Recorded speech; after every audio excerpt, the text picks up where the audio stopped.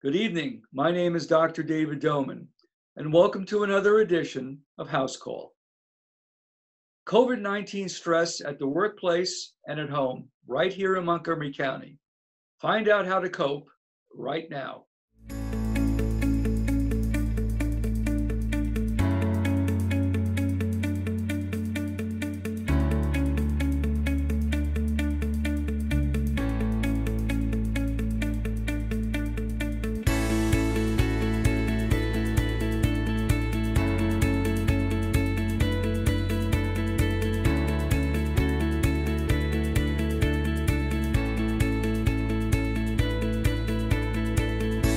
My guest this evening is my daughter, Melissa Doman, an organizational psychologist.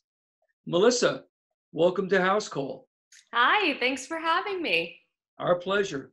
So briefly tell our viewers about your professional background and why you've been invited to serve as my guest this evening.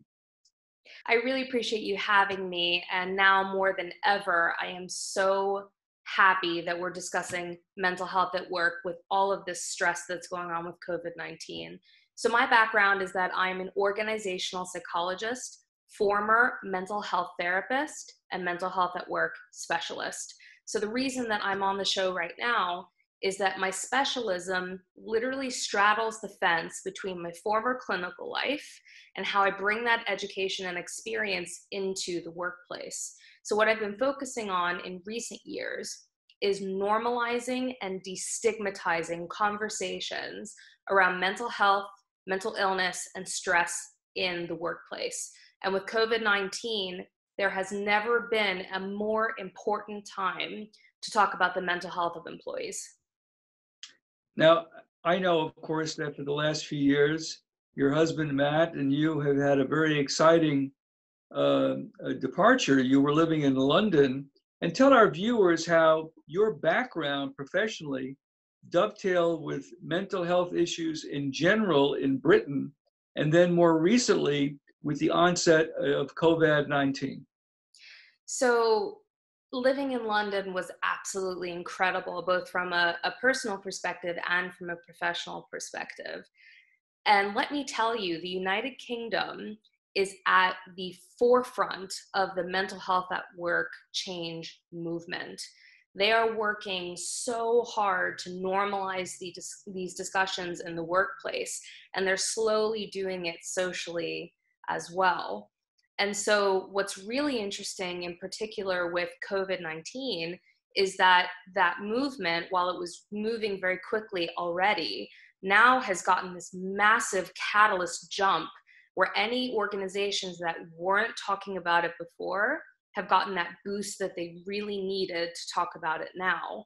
Because employers, not only in the United Kingdom, but around the world, are realizing that mental health is a workplace issue and it must absolutely be discussed.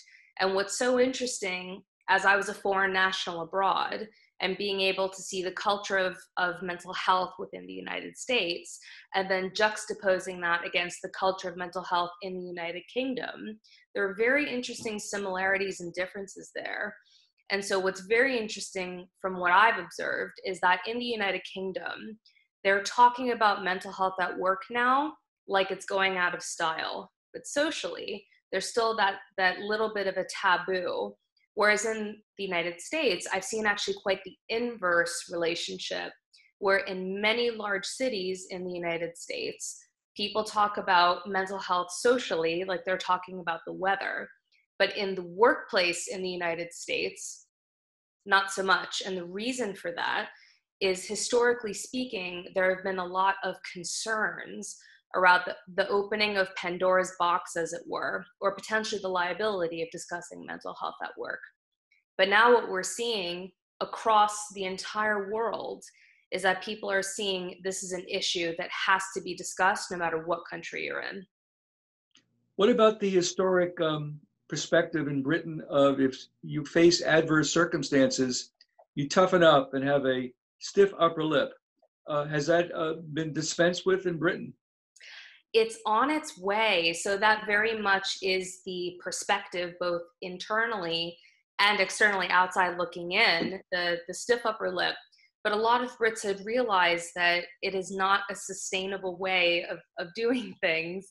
So they're realizing that while that might have been the mindset that got them through wars and hardship and all these really tough things, newer generations are realizing that it's just not sustainable. So if you would have told me that 3 years ago when I landed in the United Kingdom, the land of the stiff upper lip, that having a background in psychology and being a clinical mental health therapist would have been at the forefront of their change movement, I would have said that's crazy.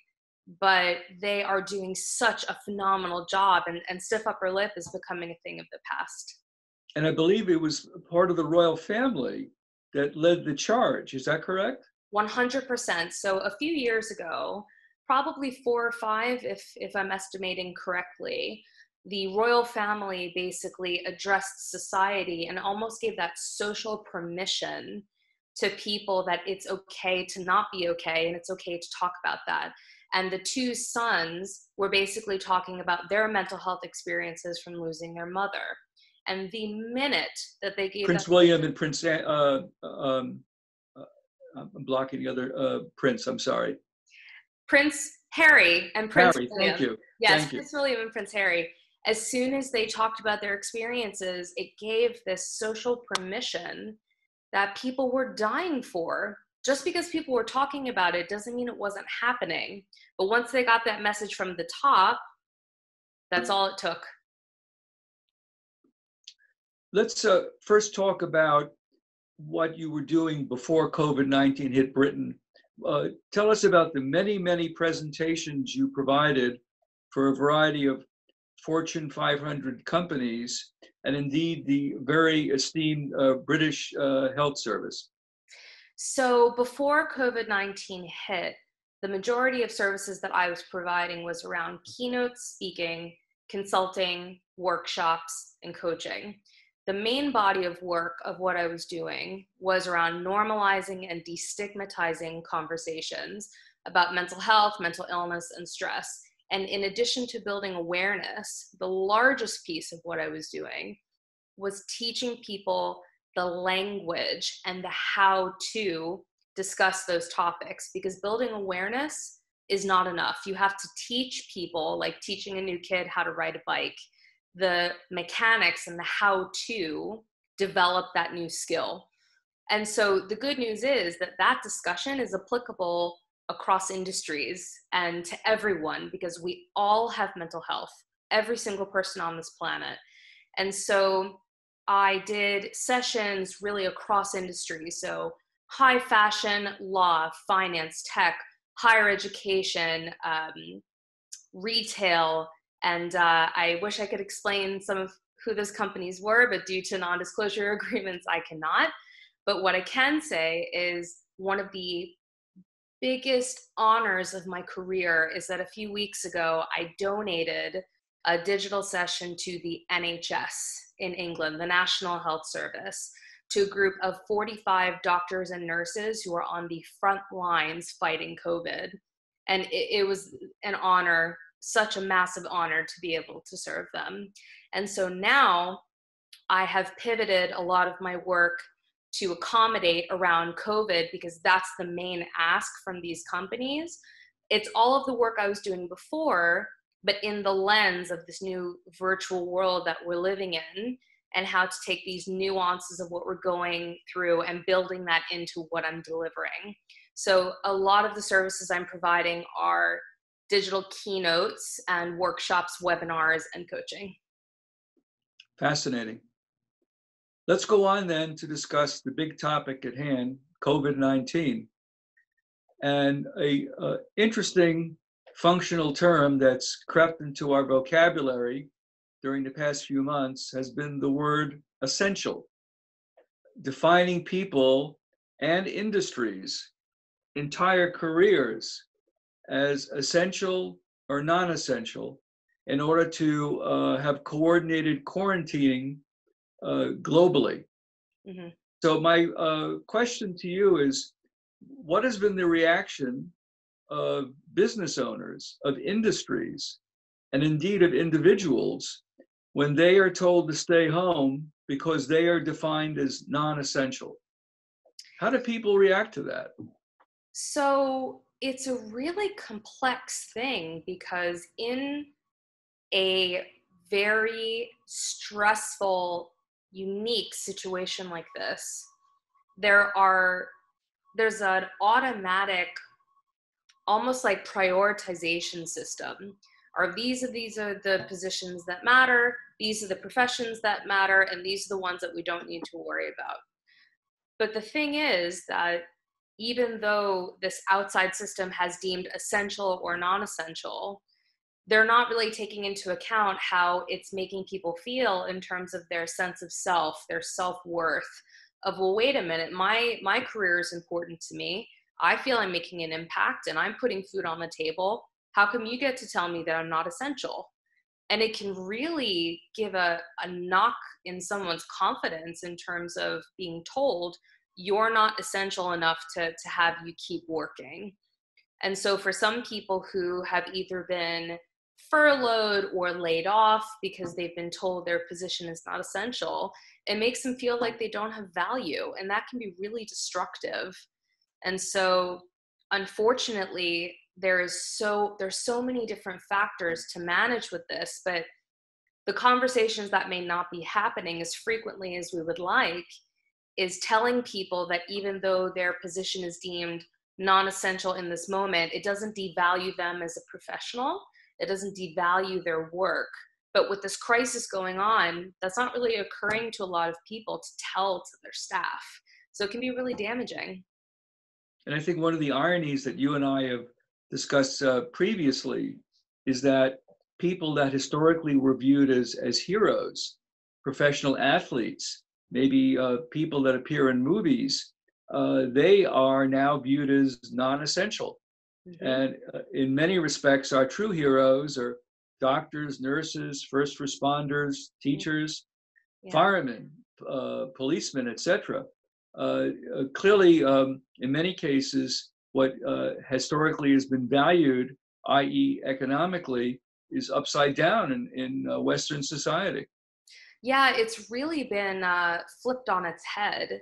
And so historically speaking, with the professions that you mentioned around, famous athletes or actors or actresses, there is the attachment of revenue generating and almost this sense of American royalty around those positions. But now what they're realizing, when things are really hitting the fan, they're realizing the valuable services that really make a social impact.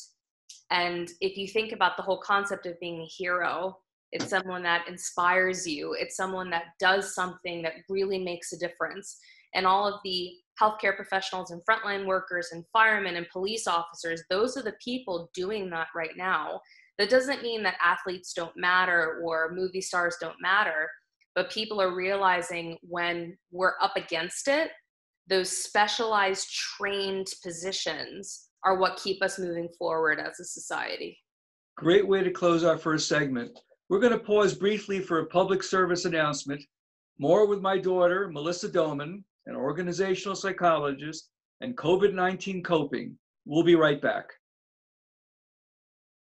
I'm Dr. Alia Jones, Deputy Secretary of the Maryland Department of Health's Behavioral Health Administration. There's a balance between understanding that the coronavirus impacts you as well as older people and avoiding panic or anxiety about this illness. Follow guidelines, stay away from other people as much as possible, and keep up healthy habits. Also realize that if you feel anxious or depressed, you are not alone. There are resources online to help you. Use your head, slow the spread. This message brought to you by the Maryland Department of Health. We're back. My guest this evening is my daughter, Melissa Doman, an organizational psychologist, and we are discussing coping mechanisms for the stress of COVID-19 right here in Montgomery County. Melissa, at the break, we were discussing the challenges of COVID-19 stress. Let's discuss what you've done for your Fortune 500 clients in terms of the high view of corporate dealing with COVID-19 stress at the workplace. So a lot of what I've been doing is these digital fireside interviews. So what I've noticed is that because we're so dependent on technology right now for social connection, for information, the last thing that people want to see right now is slides or more stuff to read. That's not what they want to see right now. What they want to see is a real conversation, not from a politician, not from a news person, not from a celebrity, from a real person giving them practical, effective tips that they can actually use. And so something that I pride myself on in my work is I want to be as realistic and practical as possible. Stress management techniques and information, a lot of clients have complained to me, it's very abstract, very high level, I don't know how to do it. I want to make my delivery as effective as possible. I want my clients to have at least one or two nuggets, as I call them, that they can start using immediately. So in these digital fireside interviews, normally the CEO of a company or a leader will interview me with pre-selected questions, so then I can give those answers that would be useful to their staff. That will usually include practical coping techniques, different ways to shift mindset, different pieces of information to consider that they may not have before, giving them a wider perspective that sometimes we can forget being trapped in these four walls. So that's a lot of what I'm doing, is these digital fireside interviews and also keynotes as well. And someday we'll go back to slides and in-person things, but right now I want to deliver in such a format that people can feel connected even though we're separated by technology. Let's go on then to discuss individuals at home with COVID-19 stress. As we mentioned before the break, for some people, it's very demeaning if they've been told that they are non-essential. What do you tell those people? They're now faced with 24/7 quarantine at home, cut off from coworkers, from relatives, and now they're dealing with this diminution of their role in society. What kind of coping mechanisms do you share with them? So there's a couple of major pieces that I would recommend. So there is a model that I recommend to loads of individuals and also companies as a whole, called the Circles of Control and Influence from Stephen Covey. So the reason I recommend that model, it's almost like a mental filtering system. So you have to ask yourself when you're having certain thoughts, is this in my control? Is this in my influence? If the answer is no, you have to be disciplined enough and give yourself the permission to let those feelings go. Because if you have logically proven you cannot do anything about it at that moment, thinking that way is only distressing you from an emotional perspective and a physiological perspective. And the other piece is how to navigate the unknown. Our brains do not like risk. Our brains do not like uncertainty. And sitting with that discomfort really doesn't feel good. And so reminding people that even though we are very much in early days and a new normal is being created, that this quarantine at home, the separation from our loved ones and our friends and our colleagues, it's not going to be forever. But you have to remind yourself of that constantly, or it's a very slippery slope in terms of how it can impact your cognitions, your mood, your functioning. And so it takes that discipline, that daily practice to remember that this is uncomfortable. No one is enjoying this, at least I don't think, but there will be an end at some point. And so seeing the light at the end of the tunnel, even if it's this big, you have to remind yourself of that. As you all know, we get a barrage, 24/7 news cycle of COVID-19. Understandably, people are anxious. Understandably, people want to find out the latest information. But at some point, this 24/7 barrage of bad news can be overwhelming, particularly those that have anxiety and or depression. What do you say to those people? I think it's about finding balance. So I very much respect those people that want to do 100% digital detox. I very much respect that. But when it comes to a global pandemic, you do have to be informed. But there is such a thing between being informed versus being constantly connected or obsessed. So there are some people, it's almost like they've developed this dependency or fear of missing out in terms of the news.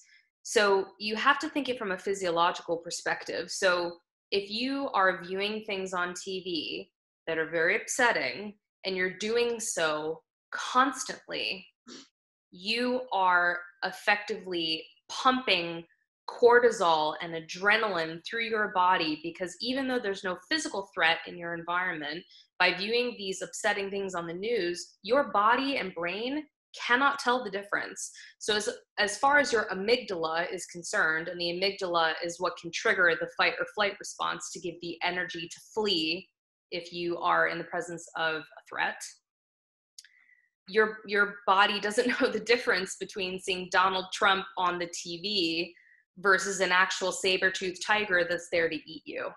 So I would say find balance, dedicate a time box amount of time each day to tuning into the news, whether that's 30 minutes or 1 hour or however much you can take, and be disciplined and stick to it.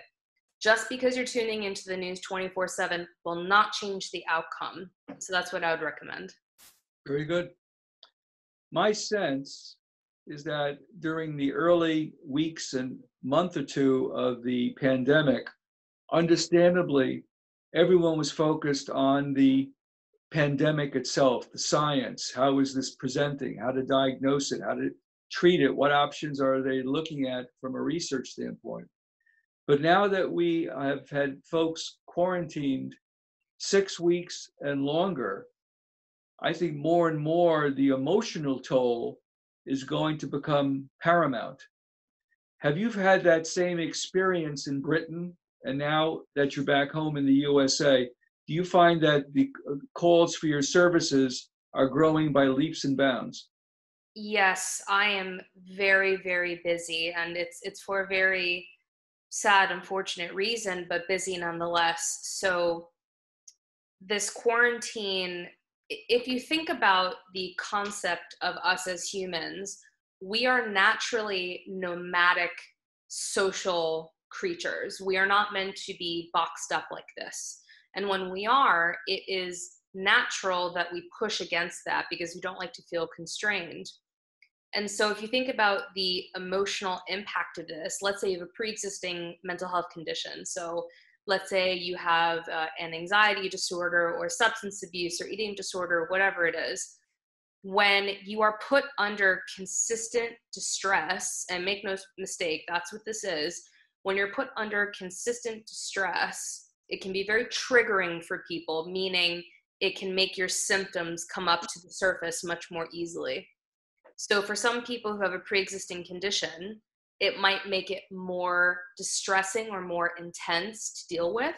So let's say, for example, if you've historically had mild depression or dysthymia, you might actually find that during a traumatic episode like this, you might actually have a major depressive episode. And for other people who have never had a mental health condition in their life, they might be experiencing feelings of anxiety or feelings of depression for the first time. And if they don't know how to identify that or what to do with it, it can be very overwhelming.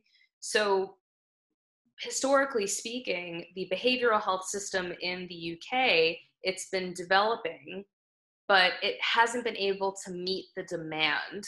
So now it is a massive catalyst around equipping the system to not only have behavioral health services, but accessibility to those services. So telehealth, for example. And in the United States, telehealth has already been around for quite some time. You're practicing telehealth with your patients. Correct. But now the telehealth aspect of behavioral health in the United States, while it was already pretty strong, has had a massive, massive boost in the past couple of months. So I think what we'll be seeing, particularly in the next 6 to 12 months, is a massive uptick in terms of availability and even affordability with behavioral health digitally. How interesting. We are saying already in gastroenterology that telemedicine is here to stay, and it sounds like the same will be true in your discipline. Yeah. Let's go on then to discuss the consequences of the emotional toll that quarantining for months is going to take. Is it your sense that, and you've already mentioned substance abuse, that there's going to be a higher risk of relapse to alcoholism and drug abuse? I would say definitely. So there are some people that I follow on social media who are either well-known public figures or musicians and the like, and they've posted publicly about their fear of relapsing. Because normally with substance abuse, the function of that is to be able to numb down feelings that don't feel good. So usually it's used as a form of escape. And if you think about being quarantined, which literally means being locked into one place, that feeling of wanting to escape is something that everyone is feeling. So put an addiction, a problem on top of that, it's almost a recipe for disaster. So unfortunately, we might see some higher relapse rates or even new trends of new addiction. So for example, I'm not even just talking about substance abuse. There's addiction to online gambling. There's addiction to pornography. There's lots of different kinds of addiction that people use as a maladaptive form of coping. So unfortunately, with this sustained distress, all of those things are possible. Melissa, we only have a minute left. Briefly tell our viewers about the exciting book you've been asked to write. So I am very, very excited that I am currently writing a book about mental health at work, and it's being published by a British publisher who specializes in mental health and well-being. So it will be published in October of 2021, and it's going to be a very realistic take on mental health at work, how we got to where we are now, and a very concrete how-to guide of how to have those conversations and why they're so important. So stay tuned for more details. Do you have a working title? It's top secret. Okay, I'll respect that. And then finally, if our viewers have any questions, how can they reach you? So the best way to reach me is at my website, www.melissadoman.com, or you can email me at workwithmelissadoman@gmail.com. Thanks for joining us on Housecall. Thanks for having me. I'm a proud dad. My thanks to Melissa, my daughter, for an excellent interview. My thanks to my team here at the station for making this program possible. And most important, my thanks to you, the viewer, for joining us this evening. Tell us how we're doing. You can reach me at my practice website, montgomerygastro.com. With tonight's program, we celebrate our 7th anniversary on the air, and we're still going strong. Thank you all for joining us this evening. See you next time for another edition of Housecall. Good evening.